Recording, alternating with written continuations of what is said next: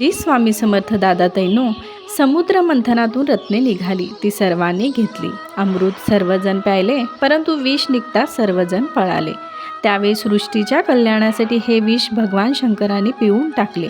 अमृत पितो तो देव आणि विषपान करतो तो महादेव. म्हणून भगवान शंकरांना महादेव म्हणजे नीलकंठ असे म्हणतात.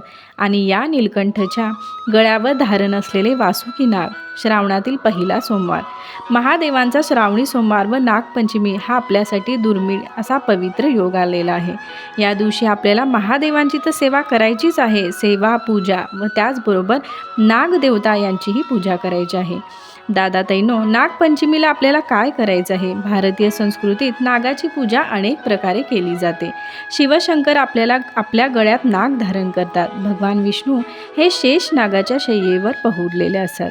यमुनेच्या डोहात कालिया नाग नावाचा महाविषारी सर्प नाग होता. त्याच्या साध्या फुत्काराने सुद्धा सर्व काही भस्मसात होई.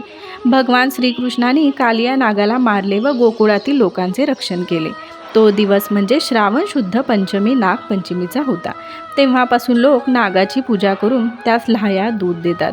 या दिवशी नागदेवतेबरोबर श्रीकृष्णाचीही पूजा करतात. या दिवशी अंगणात रांगोळीच्या ठिपक्याचे नाग काढतात. पाटावर चंदनाने 5 फण्यांचा नाग काढतात व नवनागाची नावे घेऊन यथासांग पूजा करतात. काही लोक मंदिरात जाऊन नागाची पूजा करतात.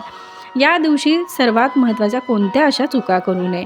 या दिवशी चुलीवर तवा ठेवू नये, विळीने चिरू नये, तळण करू नये. पाटावर नागाची रांगोळी काढून नागाची पूजा करावी. श्रावण महिन्यातील शुद्ध पंचमीला नागाची पूजा केली जाते, म्हणून त्याला नागपंचमी असे म्हणतात. पूजेच्या वेळी अनंतादी नागेभ्यो नमः असा मंत्र म्हणा. हा पवित्र मंत्र म्हणण्याने नागदेवतेचा कृपाशीर्वाद आपल्यावर लाभतो. या दिवशी स्वयंपाकात पुरणाचे दिंडे किंवा साखर खोबऱ्याची दिंडे करावीत, उकडीचे पदार्थ करावेत व त्याचा नैवेद्य दाखवावा. आपली भारतीय संस्कृती सर्वांवर प्रेम करायला शिकवते. तसेच पाहिले तर नाग हा रानावनात राहणारा प्राणी व पावसाळ्यात त्याचे घर पाण्याने भरते, म्हणून तो गावात येतो. घराच्या वळचणीला बसतो. तो अतिथी म्हणून असतो, म्हणून त्याचे पूजन करायचे. नागाला वनात राहणेच आवडते. त्याला पावित्र्य आवडते, स्वच्छता आवडते, सुगंध आवडतो. तो फुलाला जवळ करतो.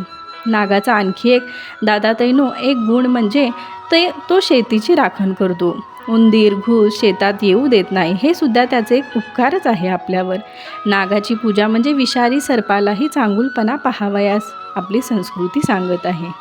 तर दादाताईंनो, एवढे सांगण्याचा मी प्रामाणिक प्रयत्न केला आहे. व्हिडिओ आवडला असेल तर प्लीज लाईक करा, शेअर करा, सबस्क्राईब करा. श्री स्वामी समर्थ. ओम नमः शिवाय.